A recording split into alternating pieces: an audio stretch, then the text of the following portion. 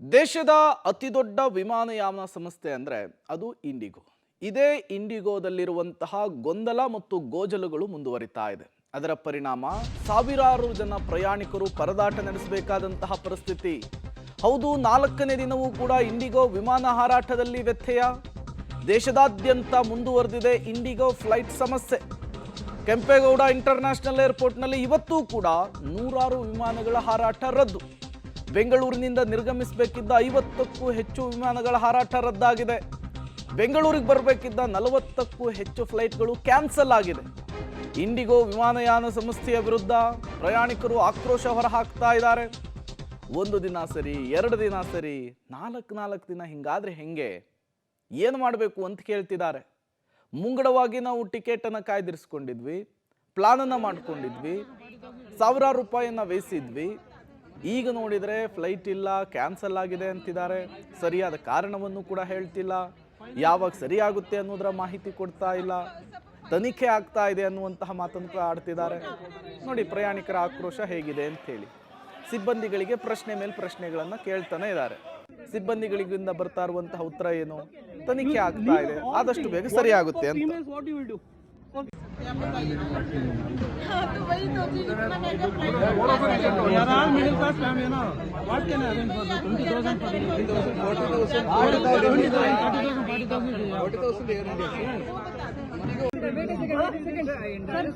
Okay, you leave all things. Whatever for females, what you will do? For females, what you will do? Leave males, we can understand. What about the females? Sir, we are trying every possibility. What possibilities? What possibilities? At least give us some proof, na? Sir, we are trying our best. You be option, we will give you. I'm not denying for anything. Okay, there they told that we'll give the best option.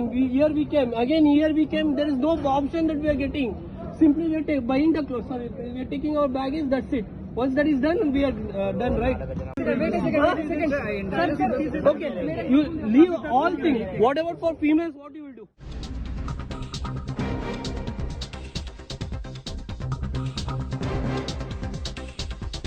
ಕನ್ನಡಿಗರು ಪರದಾಟವನ್ನು ನಡೆಸಿದ್ದಾರೆ. ಬೆಂಗಳೂರಿಗೆ ಬರಬೇಕಿದ್ದಂತಹ ವಿಮಾನ ರದ್ದಾದ ಹಿನ್ನೆಲೆಯಲ್ಲಿ ಪರದಾಟ. ರಾತ್ರಿ ಇಡೀ ಚಂಡೀಗಢ ಏರ್ಪೋರ್ಟ್ನಲ್ಲಿಯೇ ಪ್ರಯಾಣಿಕರಿದ್ದಾರೆ. ಕೇವಲ Bengaluru international ಏರ್ಪೋರ್ಟ್ನಲ್ಲಿ ಮಾತ್ರ ಈ ಸಮಸ್ಯೆ ಅಲ್ಲ, ದೇಶದ ಉದ್ದಗಲಕ್ಕೂ ಕೂಡ ವಿಮಾನ ಹಾರಾಟದಲ್ಲಿ ವ್ಯತ್ಯಯವಾಗಿರುವಂಥದ್ದು. ಕೆಲವರು ತಾಂತ್ರಿಕ ಕಾರಣ ಅಂತಾರೆ, ಇನ್ನು ಕೆಲವು ಕಡೆ ಪೈಲಟ್ಗಳ ಸಮಸ್ಯೆ ಅನ್ನೋದು ಗೊತ್ತಾಗ್ತಾ ಇದೆ. ಮಗದೊಂದು ಕಡೆ ಇಂಡಿಗೋನೇ ಹೇಳ್ತಾ ಇದೆ ತನಿಖೆ ಮಾಡ್ತಾ ಇದ್ದೀವಿ ಅಂಥೇಳಿ. ಬಟ್ ಈ ಅಧ್ವಾನ ಸದ್ಯಕ್ಕೆ ಸರಿ ಆಗುತ್ತಾ ಇಲ್ವಾ ಅನ್ನೋದನ್ನು ಕಾದು ನೋಡಬೇಕಿದೆ. ಚೆಕ್ ಮಾಡಿದ್ರೆ ಪ್ರತಿಯೊಂದು ಏರ್ಲೈನ್ಸ್ ಇಂಡಿಗೋ ಏರ್ಲೈನ್ಸ್ ಕ್ಯಾನ್ಸಲ್ ಆಗಿದೆ ಅಂತ ಕ್ಯಾನ್ಸಲ್ ಆಗಿದೆ ಹೊರತು ಮತ್ತೆ ರೀಶೆಡ್ಯೂಲ್ ಕೊಟ್ಟಿಲ್ಲ. ನಾಳೆ ಇದೆ ಇಲ್ಲ, ನಾಳೆ ಇಲ್ಲ, ಅಕಾಮಿಡೇಷನ್ ಕೊಡ್ತಿಲ್ಲ. ರೀಫಂಡು 7 ದಿನಕ್ಕೆ ಆಗುತ್ತಂತೆ. ಈಗ ತುಂಬ ಜನ ಕ್ರೆಡಿಟ್ ಕಾರ್ಡ್ಸಲ್ಲಿ ಪೇ ಮಾಡಿರ್ತಾರೆ, ಕೆಲವೊಬ್ಬರು ಅಮೌಂಟಲ್ಲಿ ಪೇ ಮಾಡಿರ್ತಾರೆ, ಕೆಲವೊಬ್ಬರ ಹತ್ರ 1 ರೂಪಾಯಿನೂ ಇರೋಲ್ಲ. ಈಗ ನಾವು 12 ಜನ ಬಂದಿದ್ವಿ. 12 ಜನರಲ್ಲಿ ಒಬ್ಬರ ಹತ್ರನೂ 1 ರೂಪಾಯಿ ಇಲ್ಲ.